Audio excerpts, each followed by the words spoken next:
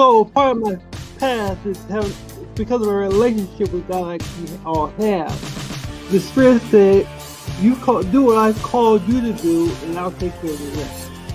When you get into that space of realizing who you really are at a core, which is energy, then you can raise your vibrational frequency, your energy level, up to a level where you can connect and make that divine connection.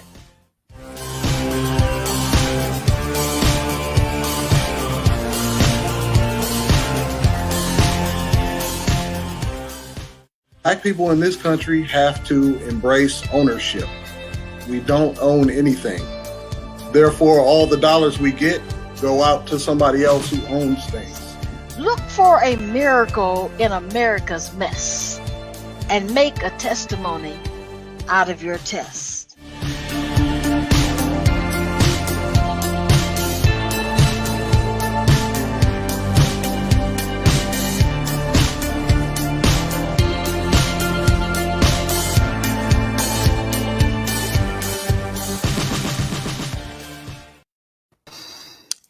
Well, kind greetings and welcome to Triumphant Thursday with Dr. PJ. And we are so happy that you have joined us tonight, and invite you, if you will, please, to invite others to join you. You can have a watch party. You can have a private party. You can do a whole lot of things to invite people to be with you tonight as we explore ways in which we can experience victories and triumph over life's challenges. For the last time, probably in this month, we are happy to welcome back the Reverend Dr. Jamie Eady, who is quite a talented and well-credentialed thanatologist, I think is the right word. And she deals a lot with giving birth to death, so to speak, is one way of putting it. And I've been reading all week, Dr. J, a book that is entitled A Journey of the Soul After Suicide. And it is a conversation between two brothers, the brother that is living and the brother that committed suicide. And it's an incredible book because it does talk about the probability that that there is life after death, and that life is about the next journey of perfection, the next journey toward oneness, the next journey walking in the light. And a lot of one of the things that the author talks about is the three levels of the journey when people commit suicide. And the first level is finding and it is understanding how it impacts the family that is left behind. And also getting an understanding that this happens with people who have more ego than heart, so to speak. Then the second level is a little tougher. These are people who lost their heart, that they're callous now, and they are embittered by life circumstances, and they have to have a little bit more nurturing, whereas the first person is often met by relatives who have gone on before them. The second and third level are met by angels who are experts in softening the bitterness and getting through the hard shell. It's a fascinating book. And of course, we are always happy to have Chaplain Maureen F. Burns with us. We were talking before you came on about the next series being about the women at the cross, and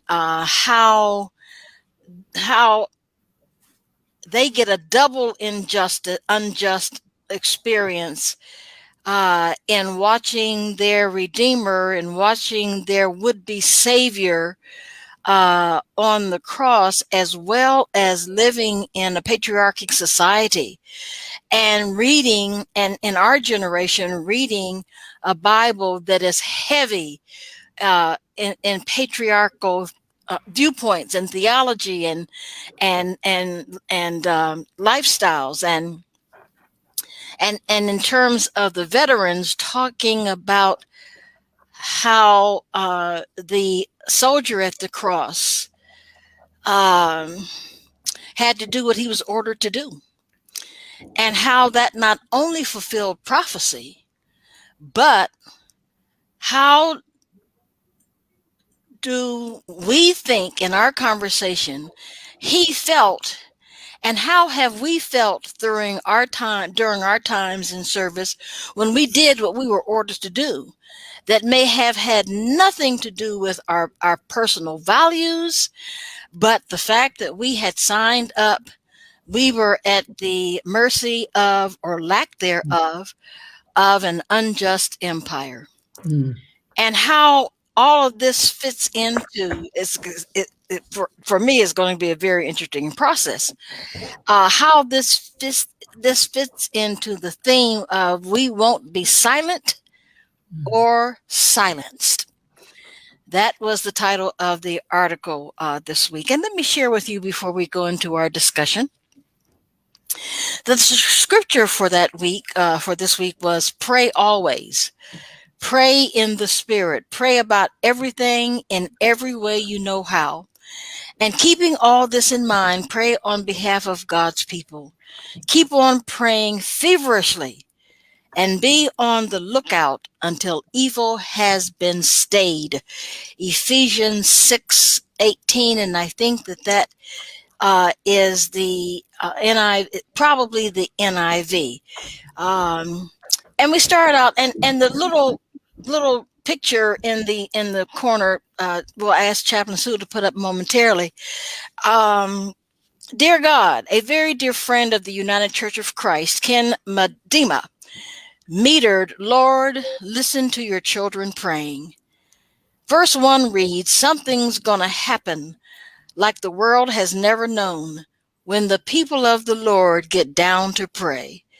Doors are going to swing open and the walls come a-tumbling down when the people of the Lord get down to pray. And this is the chorus.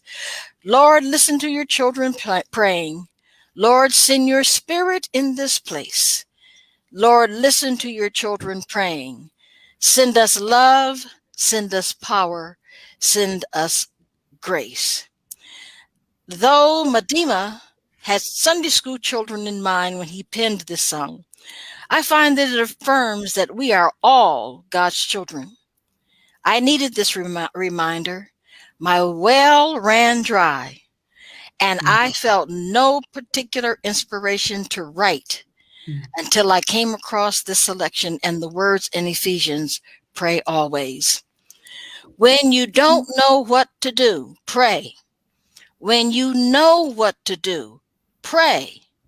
Then I remembered this is Women's History Month, and I thought about the millions of women who are silent or silenced, feeding the monsters of sexism and rapists and molestation, partner abuse, sexual abuse, and a host of injustices.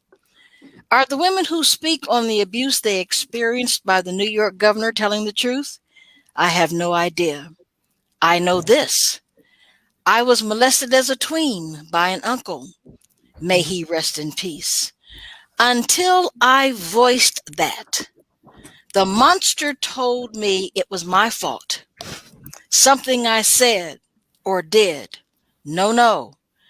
There are such things as dirty old and sometimes young people who misuse their power. The incredible Bishop Yvette A. Flunder, the founder of City of Refuge, United Church of Christ, and the Fellowship of Affirming Ministries, cut an album years ago titled, We Won't Be Silent Anymore. Google and listen to it for encouragement and empowerment. Set yourself free from the monsters.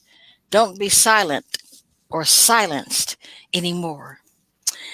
I felt pretty good about that article after I got to it. And I didn't get to it until Tuesday night.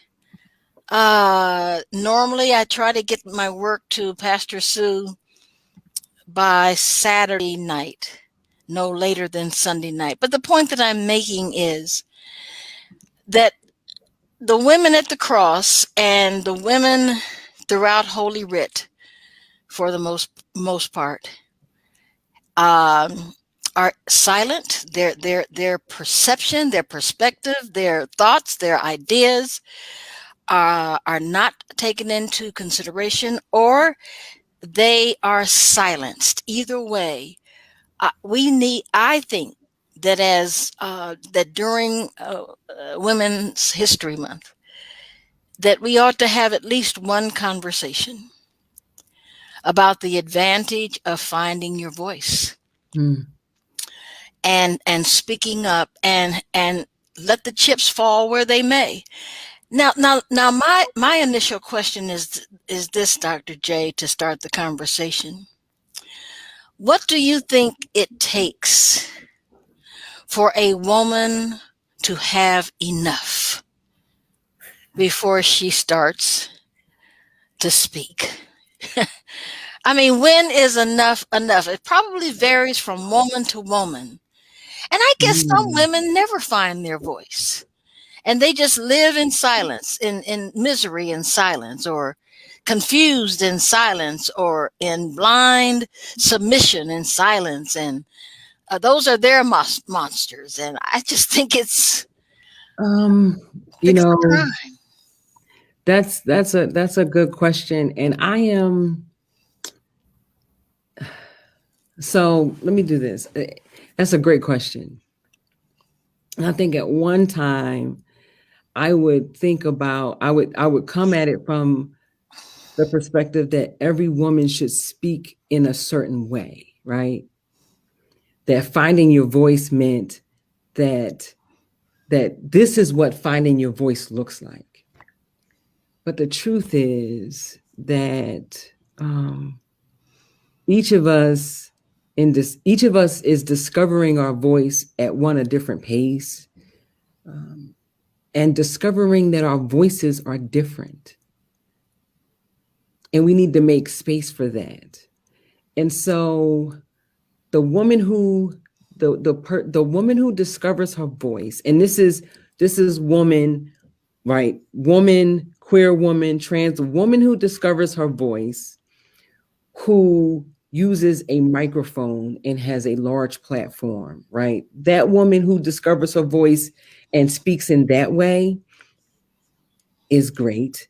But the woman who discovers her voice and the way she speaks is by, this woman works, and say her work is as one who does domestic work. Maybe she works in a hotel, and maybe the way she discovers her voice is that when you say, "Hey, honey," she doesn't answer, right? That she may be vacuuming the floor and she hears you saying, "Hey, honey," but she won't answer until you walk up and say, "Excuse me, may I have some more towels for my room?" That when you say, "Hey, hey, hey," and she hears you, maybe for her, she won't be able to say, "My name's not honey." And she won't be able to voice it in the way that we are like, well, first of all, I would tell him that my name is not honey. Okay, you would. But for her strength is her heart is racing. You know, if the bosses find out that she's ignoring people, she could lose her job. But her boldness says, you know what? If they don't say, "Excuse me, miss," I'm not answering. And very good. That's her voice. Okay. And so I think we have to, and so when do we come to that point? I don't know, something in us says today they have to say miss. Today today they have like something in us, and it is different for all of us. But I think bigger than that for me, I think I'm trying to get at is making space for the different ways that we use our voices, the different valid ways that our voices come into being, and that it's right and it's good. And yeah, and that's good that that's how she uses her voice. And don't diminish her, because she did answer when he said, "Hey, miss," because that was the strength that she needed to demand her. That was what she demanded, that he said, "Miss." Hey, miss, what she demanded. And Okay. that's okay too. So. Okay. So what do you think about women who are expressing themselves 20 years later, 10 years later, 5 years later, or a year later? Yeah, you know, It's we not don't that they're just finding their voice. What do you think their process has been? right. And in some cases, it might be that they just found their voice, but in some cases, it is I am discovering how to use my voice. It is a process of discovery. In some cases, it is that someone has beat my voice out of me so badly that it took years of regaining strength and having reopening. You know, they bandage these wounds poorly, and we need to reopen some wounds and really heal. So now I have full voice. You might need to do some like it. Yeah, we need to make space for that too, right? I need to. You some folks, we snatch their vocal cords, and it is literally a matter of figuring out how we re-implant the vocal cords so that I don't have it yet. You know, I got to learn how to speak again. And that might be part of the healing process. And so, yeah, I may be really 10 years after something discovering my voice. I might be discovering my healing. I might have had a voice and you didn't know I had my voice, because this is a new space and it's a new voice in this space. But I was speaking around there. It just sounded different. In all of that. And the truth is, I think if given the space, we are growing and healing and learning our voice in new ways. And when you have a nurturing environment, you know, sometimes we have a voice and we say the wrong stuff. And it's like, okay, let me try this again. And all of that is part of learning and developing your voice. Yeah, I had a voice 20 years ago, but 20 years ago, I didn't have the patience to sit with my voice. I had a voice 20 years ago, and 20 years ago, I wouldn't think before I used it. I would just say what came to me. And so some cases we had a voice and the voice was too big in that moment. We might have needed to sit back for a minute and think. Yeah, it's a lot with discovering who you are. Because so often we're told that who we are ain't right. That ain't right. And so discovering your voice and discovering who you are is a process. We can help that by nurturing our babies a little bit better, a little bit differently.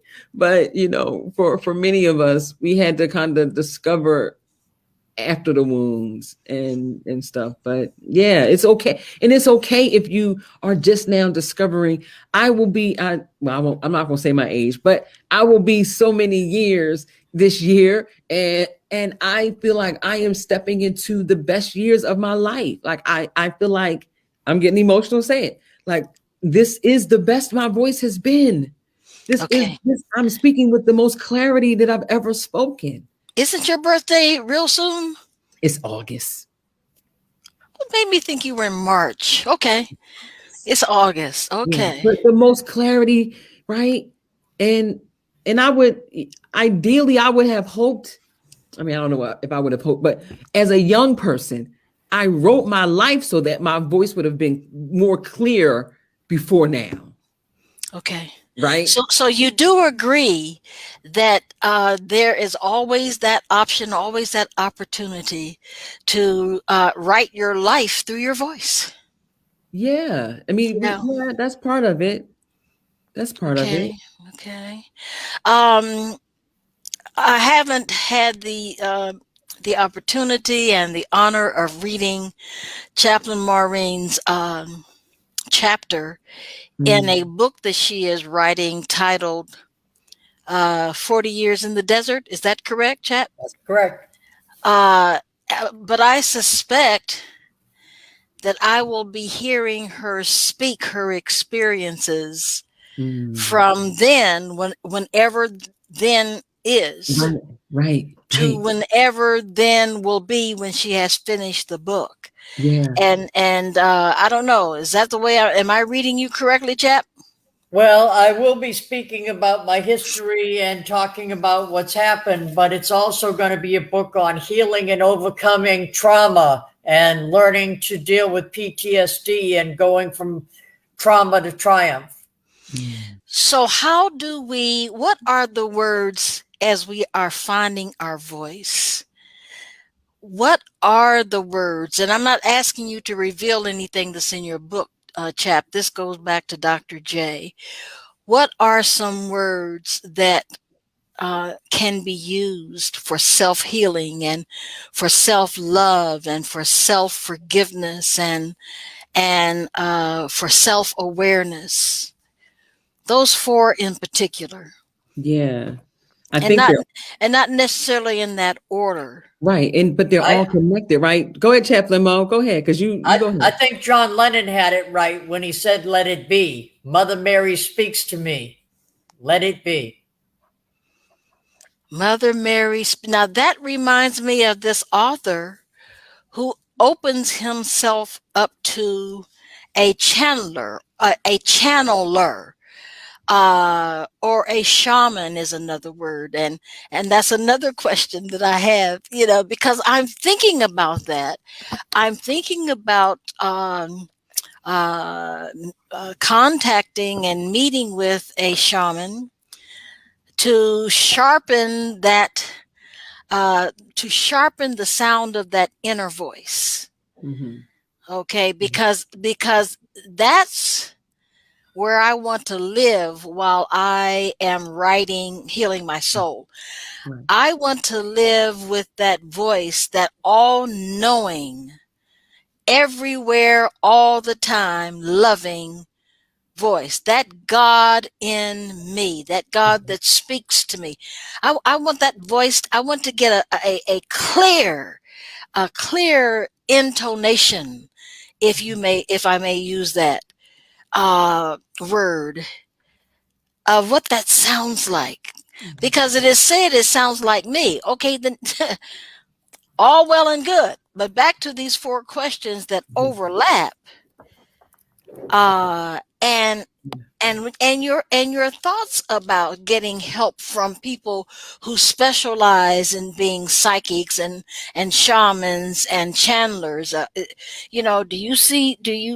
Do you have the classical, oh, that's evil idea behind? I lived in New Orleans almost 2 years, and it never occurred to me while I was there to find such a person. Right. When you talk about self-healing and self-love and self-forgiveness, and I think I talked about this, or maybe one of the episodes that we've done together, that I did this collection of poetry and called "Getting Naked to Get Free," and it is mostly my story, some creative liberty, but where I talk to myself about myself, right? And for me, that is the healing journey, being willing and able to step into those places where the hurt exists, to look at the wound and to see if there is anything that still needs to be covered up. And so I'll start us there. I know we're coming up on a break, but getting naked to get free is how I start that journey of self-healing, self-love, and forgiveness. And I think that all of us can kind of take that journey together, and we'll talk a little bit more about how we do that on the other side of the break. Sounds good, Doc. Pastor Sue, you're on. Be ever so ready. Indeed. Indeed. So let's get into. Oh, I'm no. so grateful for this conversation on the importance of our voices. And one of the things that I wrote in the chat was that when we find our voice, it is a reclaiming of our worth. And so when we can't allow other people to talk to us in no kind of way, right? Going back to what Dr. Jamie was talking about earlier, but let's get into our announcements for now. So first up, we want to bring to your attention, of course, Dr. Jamie, her free webinar that's taking place tomorrow evening at 7 p.m. Eastern Standard Time. I will always love you, remembering. And so it is a time for those who are participating to gather to remember their loved ones. And Dr. Jamie is going to be leading participants in rituals of remembering through naming and the sharing of memorials. So if that speaks to you, if you've lost someone or something, if you lost anything, and you need a space, space to be held for you, I do invite you to go to tinyurl.com/remember loved ones and sign up for this free webinar. It is free. Did I mention that it is free? You do not want to miss it. Again, it is tomorrow evening at 7 p.m. Eastern Standard Time. Our chaplain Maureen Burns is a advanced law of attraction practitioner, and she has, the name of her company is called Transformations Possible. Learn law of attraction and spiritual principles for success. And there she has life coaching available. So if you are interested, if you're in the market for life coaching, be sure to send her an email to transformationspossible@gmail.com, or you can give her a phone call at 808-264-6252. If you've been joining us on Tuesdays over the last month or so, you know that we went through a series on grieving on our Tuesday nights, connected to TFAM's National Veteran Support Group. And so we are going to be having some other programming coming back on Tuesdays, and we want you to be there for it. So please head over to our page on Facebook, TFAM Veterans, and also join our group at TFAM Veterans Group. If you are a veteran, if you identify as LGBTQIA, or if you're an ally, and in particular, if you are of color, we want you to join our group. Next up, really quickly, Cara Solutions. Focus on your passion. Let Cara handle the rest. Administrative, business, and consulting services for dreamers, visionaries, entrepreneurs, faith, and community-based organizations. And for more information, head on over to www.cara-solutions.com. We want to give you an opportunity to advertise or perhaps become a sponsor for Triumph for Thursdays with Dr. PJ Anderson. We have 3 ways that you can do that. The first is by an info listing or a banner. I'm going to show you what that looks like right here. That's an example of a banner, right? And so in that space, we would up to 200 characters. We would put the name of your business and your website. And for $15 per week, that would be your space during our time of announcements. Or static overlay is what you're looking at right now on the screen. This is considered a flyer ad, and that's at $25 per week. And then also a video ad of $40 per week. And let me show you what a video ad would look like.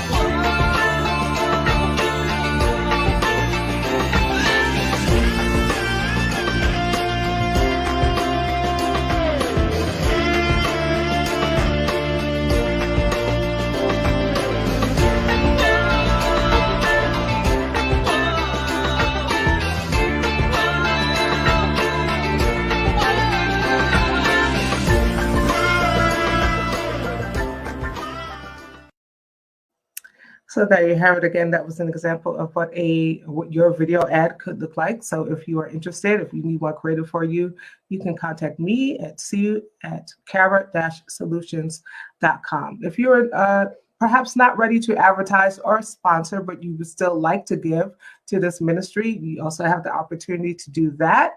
We invite you to sow a seed at Cash App $space for Grace MI. Or you can send a check to Space for Grace Without Walls, UCC, P.O. Box 23173, Lansing, Michigan 48909. So these are your announcements. And I'm going to hand it back over to Dr. PJ, Chaplain Maureen, and our special guest, Reverend Dr. Jamie Eady.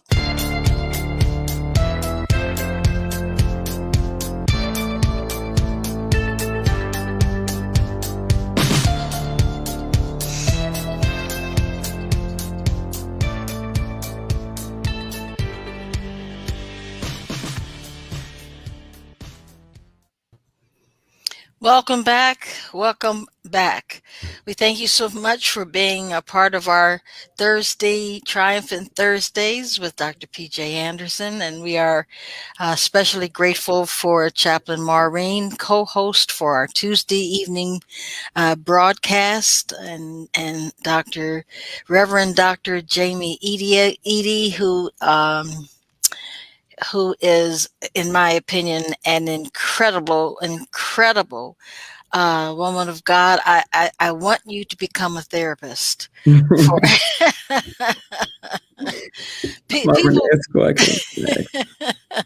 need you. We need you to be a therapist. So how is the giving birth to death going? Before we get back into our conversation, how is that for you? Well, I'm still walking with people and churches and organizations who are, whether it's an individual who has died and they are trying to navigate their way through grief, or for some, they are trying to let go of dead things. So some of it is helping people let go of dead things so that they can live. So, okay.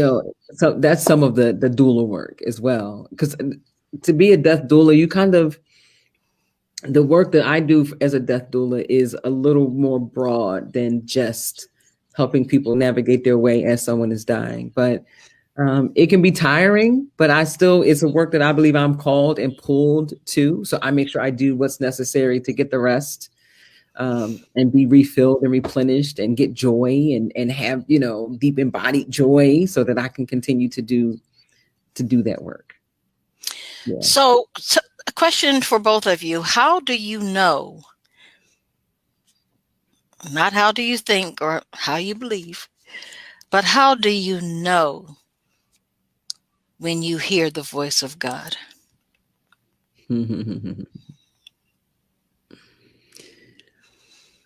So folks won't like my answer, because the truth is, I'm going to say the truth is,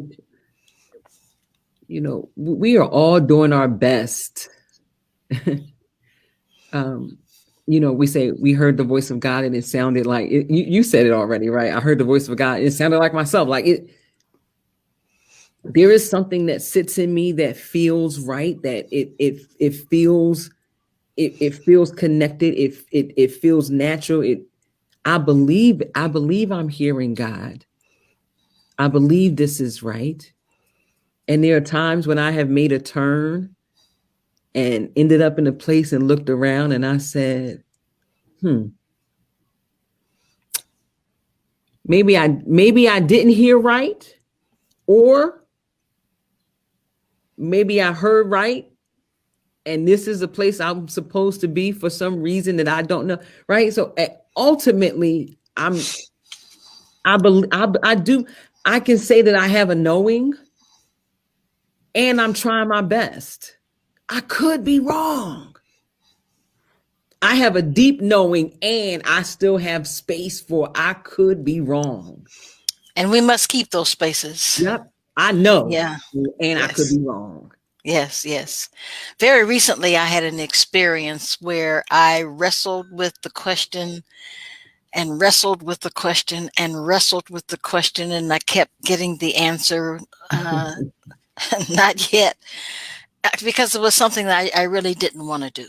Mm, But in order for me to get the information that I needed, I was wrestling with, is there another way?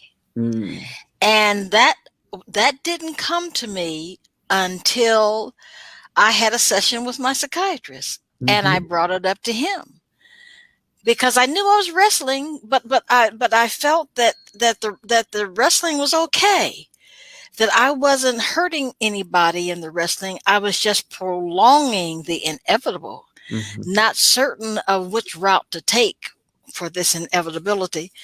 And then after I called, after I talked with my psychiatrist, which is all a part of the same conversation about other things, he said, "Well, why don't you contact the Department of Records?" Mm.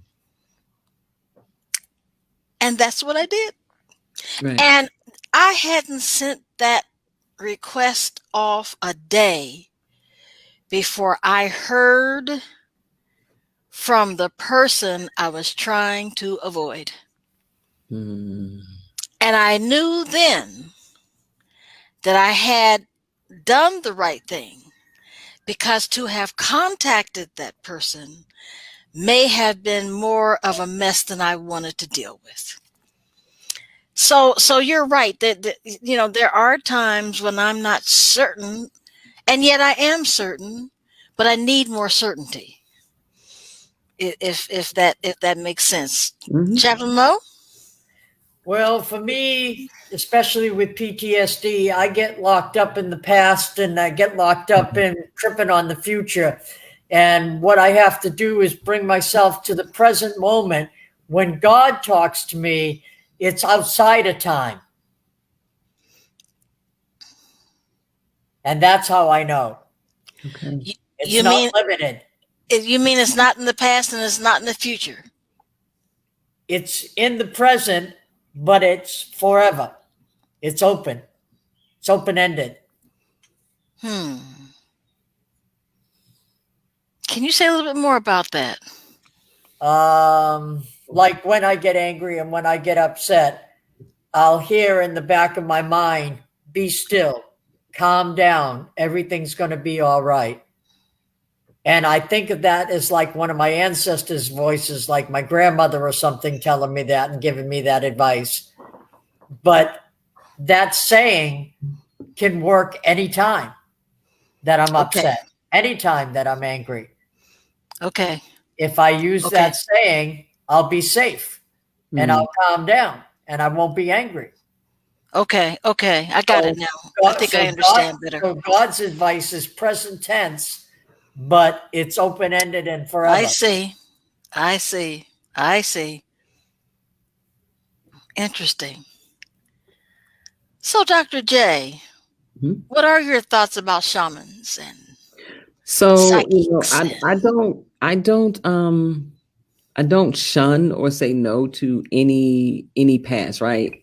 Again, I'm a Christian woman. I identify as a Christian woman, and I say, even as a woman who identifies as a Christian, our Christianities, plural, are different, right? Everybody that says they're a Christian, we have different Christianities. Yes. My path to divine might not be for everybody, and that's okay. I do not diminish anybody else's path to divine. Like I can't say that path is wrong. I can't. I don't say that. I should say that I don't say that path is wrong, because I don't believe that I have. I don't have the wisdom. I don't have the capacity to do. So with that, I think that people have gifts, and who am I to tell you not to go to however you see fit to get what the wisdom, the knowledge, the wisdom, the gifting that you seek. If that's the route you want to take, then by all means go that route. So I would never tell you not to seek the wise elder in a different tradition. If that's the route that you chose to seek. There are many of our elders, many of our ancestors who would not necessarily line up with what many of our churches would appreciate today.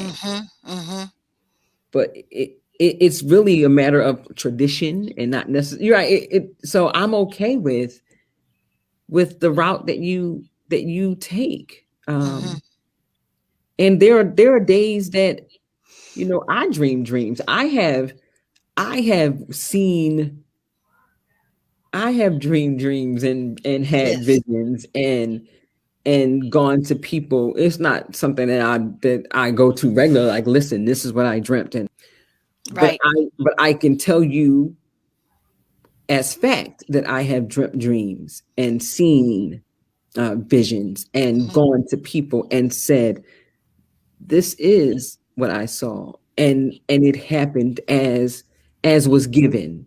My Lord. To me.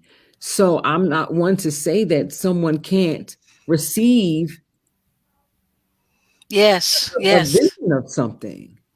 You know, it's interesting. A girlfriend of mine, dear sister of mine, went to Virginia Union years before I did. And I had a dream that it was a car accident. And I was like, woke up and I was like, this is really, really very weird. And I called, instead of calling her, I called another friend of ours. I said, I had this really weird dream, and I described the dream. And she said, what is wrong with you? You and these dreams. Well, didn't our friend have the accident? She was not hurt. No one was hurt, but she was, and everything that I described, our friend called and said, this is what happened. And again, now it's like, it happened just as you said it. I wonder what would have happened had you called. You know, we can't get into that or anything. Sure. But, you know, certainly we can receive visions. I mean, that's not unusual. And that's not like, you don't have to be a Christian to receive visions. Okay, I got it. Yes, amen. You're a Christian to receive visions? Right. Sometimes you might be a little bit better off, because you don't have all of that indoctrination to overcome, and which is what Chaplain Mo and I and maybe even you and some others, there's so much we have to unlearn. The indoctrinations, the dogma, the tradition that doesn't have doodly squat to do with doodly squat. I'm a recovering Catholic. Yeah, right. And the Pope taking back. I mean, imagine the hearts that are broken when the Pope tweaked his voice in support of the LGBTQ community. You know, and that's one of those times I think that even the Pope needs to think through before saying, you know, and that's so important to reach a point in life where you do more thinking than you do speaking on many days. Yeah. And there's this quote, because of what you just said, you do more thinking and listening, right, than necessarily speaking. And I just finished reading and listening to 7,000 Ways to Listen. Staying close to what is sacred. And I was posting all week. Pastor Sue may have seen me out, maybe 2 weeks ago. This book had everybody. I was slain. I said, if I'm going to be slain, if I'm going to be out, everybody else is going to be out with me. And I posted this one particular passage, and it says, just in terms of listening, what are you listening to? And you know, are you letting the injury or limitation of one thing injure or limit all things? Who has your ear these days? The one in you who says yes, or the one in you who says no? Are you listening to the part of you life is trying to awake? Are you trying to hear all that is unsaid? This is like as we discover our voice, as we learn what's within us and learn how to speak, it's really about learning to listen, right? That's really what that Yes. journey is. Are you open to the soft moment in the middle of everything harsh that will reveal us to us and to each other? Mm. Which of your treasured maps is keeping you from the path you were meant to discover? Mm. Can you endure your uncertainty until it shows you another deeper way? And I'll stop there. But these are just questions as we discover our own voices, as we get in touch with ourselves, as we do this path of self-healing and forgiveness. These are some of the things that, you know, I read it in a book, but that was some of the journey I took toward self-healing. Asking myself, this injury right here, will I let this injury prevent me from trying again, from loving again, from living again, from experiencing joy again? Will this one injury stop me from experiencing life again, right? So asking myself those hard questions, being willing to explore the hurt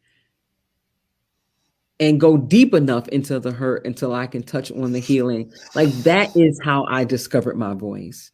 Being willing to do the work. Like many of us will go to therapy. Well, some of us will go to therapy, but knowing that even in the going to therapy, that's not enough. We got to even do work in therapy. Like just showing up, like I'm here, fix me. Yes. Like that's not enough.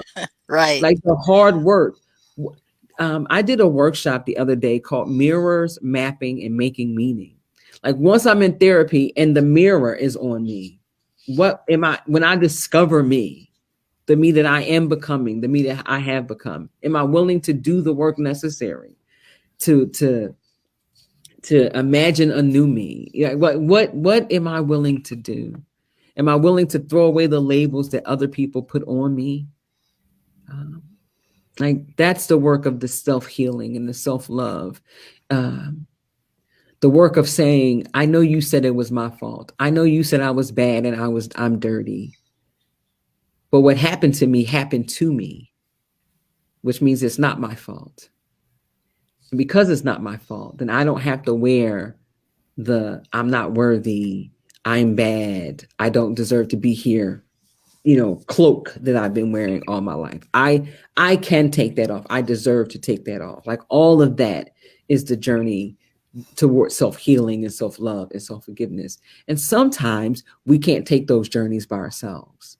The work we have to, but sometimes somebody who recognizes our humanity and our personhood has to come alongside us and put, those words in our ear and tell us that we're worthy and affirm us and say, it wasn't your fault, so that we can also then say, yeah, it wasn't my fault, right?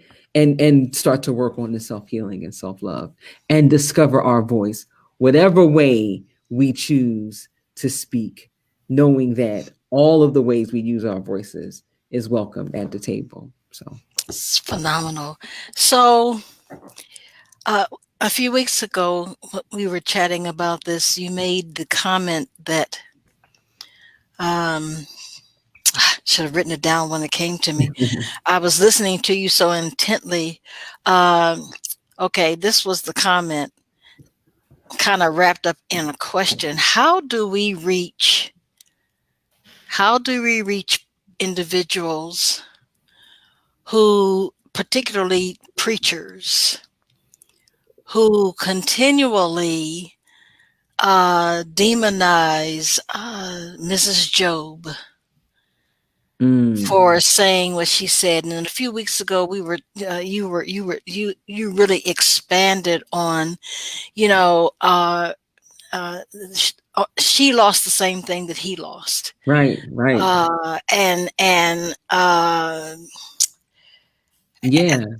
Yeah. One, we have to, so we, We love Job, don't we? He lost Yes. everything, and then he got Right. double for his trouble. Okay, Yeah. I hear you.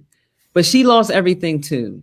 Yes. Not only did she lose everything that he lost, but then she also got to see her husband covered in sores and suffering as well, right? So she lost the children like him. She lost what he lost, and then saw her husband going through it. Mm-hmm.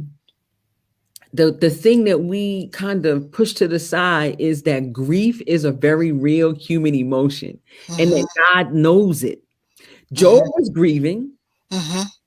and we make space for his grief. Mm-hmm. But not And for his hers. Right. And his wife was grieving, and we don't make space for her grief. Exactly. She didn't leave. She's still there. Yes. And the truth is that I have wanted to cuss. Like I have been so hurt and felt like a loss was so deep that I just wanted to just, to curse. At least, it says curse God, but to cuss God, to be, and Yeah. die. Yeah. There was a scene in A Different World where she I don't know if it was A Different World or Kingdom Come, and she take me now, and she want to fall out. Like we've all had those that moment where you felt like the loss was so great. I'm gonna die here. Like you might as I know that your loss is so great because my loss is so great. Yes. We might as well die here. Mm-hmm. And here's the thing that gets me about Job, the Job's wife story, the way we do Job's wife story, is that we limit her story to cuss God and die. Mm-hmm. We don't, she lost everything. She's still there with Job. Her husband is covered in sores. We don't talk about the fact that I am married to a man, and God, you up here, y'all, you done had this backdoor meeting about my husband. I love it. I didn't necessarily sign up for that, for you to have no backdoor meeting about my husband. Mm-hmm. I ain't signed up for that, right? So we don't expand her story. And here's the problem. Different biblical character, but do we limit David's story to Bathsheba and putting Uriah? Like we don't take his story and make it a snippet. Mm-hmm. Mm-hmm. But we take it's like it's the sexism, right? It's the patriarchy. We do it. We take her story and all she did is say this, cuss God and die. That's her whole story. And we don't expand our imagination even around women, period. And so I just invite us to expand our imagination. Like, what would you do? Just regardless of her being Job's wife, like just what would you do if your sibling, God had a conversation with somebody about your sibling. It's just the two of you, and God had a conversation about them, and this was the outcome. Like, just expand our imagination a bit, because Job's wife, we want to keep her right here. She said, "Cuss God and die," and she is a horrible person for it. And I'm not feeling that. And so, when you are grieving, there is sadness, there is anger, there is frustration, and all those emotions are human. And God knows that we feel those emotions. Yes. And I mean, Jesus had Jesus human. He had emotions. He had the same kind of anger and frustration and sadness and disappointment. He experienced those same emotions. Like, we gotta let people be human. God knows we are. God knows we are. And don't limit my story to the one thing that you think is the worst of me. Like, don't limit my story to the one thing that you think is the worst of me. Because I know we ain't got, but don't limit your story. No, because here's the thing that I learned about myself. All right. I always tell people, I used to tell my story from the vantage point of being a survivor of childhood sexual abuse and a person who witnessed domestic violence. I limited my own story, and not so much the worst of me, but to the two most painful, storylines of my book. Sure. Right. we don't have to do that because we are more than that. So Yes. even tell the whole story. There's a movie called Basic, and they used to say, tell the story right. Like tell the whole story and tell the story right. It's a corny movie, but I liked it. But tell the story right. Tell your whole story. Don't limit me to the worst part of my storyline, but I also have to remember not to limit myself to the one storyline that might be considered the worst or the toughest or the most challenging. Let me tell you my whole story. Let's tell Job's wife whole story. Let's do like Dr. Will Gaffney. Let's meet with Dr. Gaffney and get some more story. Let's do the midrash of the story. So My. it's 9:00. I'm glad I was able to join tonight. But where there's grief, there's sadness and anger and pain. And if you done lost all your children and your servants and the house, and your husband is sitting there, boils and stuff all over his body, he done covered himself in ashes because he's sad. Yes, God, I am upset with you, baby. You ought to be upset too. And we might as well just die here, because what else do we have to live for? And I know more than Job has felt that way, and more than his wife has felt that way in our lives. So, well, you know, Dr. Jamie, I think that what it means with your presentation, and particularly in the last 10 minutes, means to me is that you really must come back.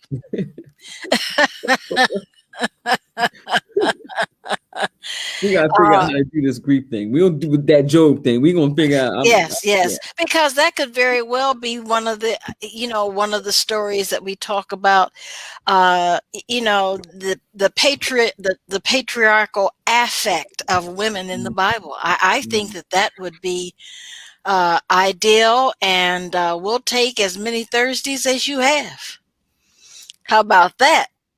I love it. So we can talk about that at the end of the show. Chaplain Maureen, response from you, please. No, I'm good. I'm good. You we are leaving you, our listening audience, our viewing audience, tonight on a high note of triumph, because we have opened the way for women in Holy Writ and women in contemporary life to find their voice. And it will not always be easy, but it's worth the struggle. It's worth, I didn't quite mean for it to come out that way. Let me think on this and restate it differently. It may be, okay, I'm willing to put my job on the line to be respected as a person. Okay, I'm willing to put my faith under the bus, to find a faith that speaks of my worth. And all of this is about not being silent or silenced. And we hope that you will join us with that understanding, that this will become a part of your journey as you move along through this Lenten season, as you continue to grow in your faith, as you continue to experience your victories and your triumphs, as you continue to sharpen the hearing of that voice, the listening process, all of which Dr. Jamie has put out to us tonight, and she may not feel an obligation to, but I feel she's responsible to explain herself. Not trying to embarrass you, but this has been an incredible broadcast. Thank you, Chaplain Mo, for your contribution. Thank you, Pastor Sue, for your remarks in the private chat. And we want to also thank you for finally biting the bullet and going into seminary. And we know that these are difficult times for both you and me. We've got papers to get done and chapters to write in this book, and yet you are faithful. By the way, happy belated birthday this past Tuesday. And we thank God for you and your work at the as the national youth minister of the Fellowship of Affirming Ministries, also known as TFAM, and your work at the Shepherd's Table at your church, Rivers of Living Water, where the founder is the Reverend Dr. Vanessa M. Brown. Just received her doctorate less than a week ago. Isn't that amazing? And we are so grateful that you are with us. We also must give a shout out to our remarkable Bishop Yvette A. Flunder. Don't know how she lives her life like a centipede. I mean, if you were to ask a centipede, how do you move with all of those legs? Centipede wouldn't be able to answer, just gets the job done from one point to another. And we thank God for our viewing audience. Pray for us, if you will, please. Pray for our veterans, pray for our service members, pray for our faith-based leadership, from whom we have learned a lot of one-sided ways of looking at Holy Writ. That our eyes, in total, our eyes will be open, particularly our third eye, where we see things as God sees them, and our third ear, where we hear things as God hears them. And that we will always be looking for the God in ourselves and the God in others. God is there. There's nothing you've done. There's nothing you can do. There's nothing you will ever be able to do to get God out of your life. That is your breath. That is your spirit. And that is just the way it is. Until next time, good night.